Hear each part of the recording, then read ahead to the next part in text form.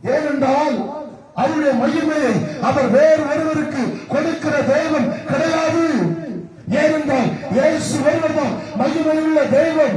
அவர் தம்முடைய மகிமையை ஒரு மனுஷனுக்கு கொடுக்கிற தெய்வம் அல்ல, ஒரு சிலைகளுக்கு கொடுக்கிற தெய்வம் அல்ல.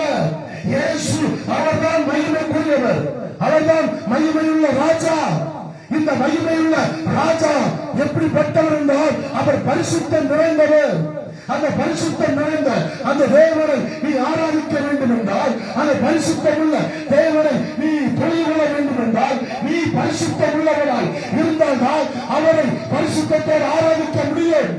இயேசுவை பாவத்தோடு ஆராதிக்க முடியாது. நீ கையில் ஒரு மதுவான பாட்டிலை வைத்துக் கொண்டு இயேசுவை ஆராதிக்க முடியாது.